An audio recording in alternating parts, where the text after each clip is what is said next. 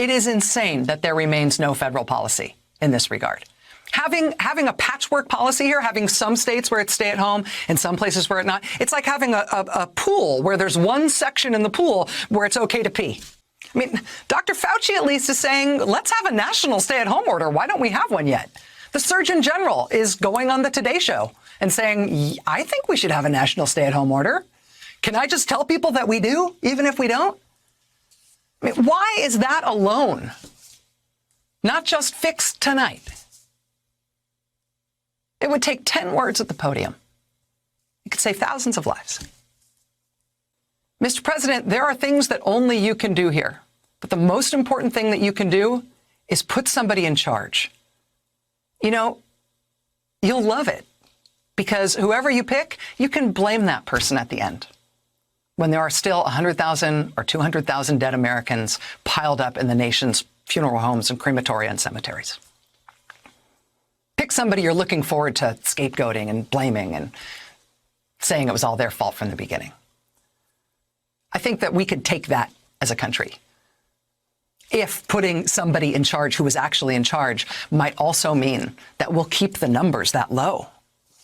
Because as long as we don't have a federal response that is being run by anyone, there's no guarantee that the numbers will stay within that massive range that you're talking about. Sky's the limit in terms of what it could be. I mean, just go back and look at what George W. Bush did belatedly with Army General Russell Honore.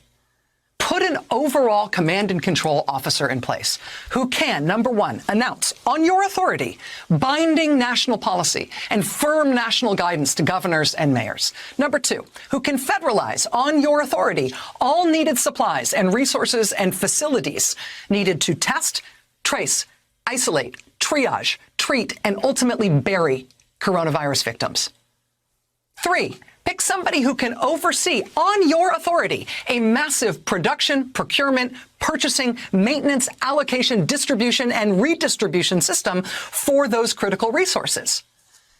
It's going to be a huge effort. You may want to get your son-in-law out of the way here. You may want to create a disaster response command within the U.S. military to do this, which would be a huge deal. That said, if you are uncomfortable with being the commander-in-chief of such an effort, because you don't want to be that clearly responsible for it when you ultimately want to blame the person you put in charge, then pick something else to call it and don't make it a combatant command.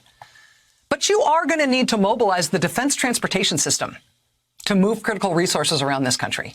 And you're going to actually have to aggressively use and not just cite the Defense Production Act.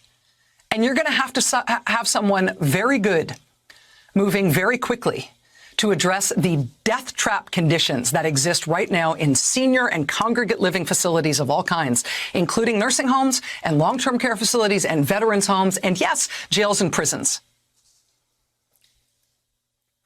You're going to need to well and truly let an experienced operations manager take the lead and fix this now. It is too late already, but now is better than never. Now is better than next week. You know, yesterday would have been better than today, but we'll take what we can get. We can't call it too late. We have to believe that we can still course correct to save some lives. Just do it already. Whatever you need to tell yourself to do it, just do it.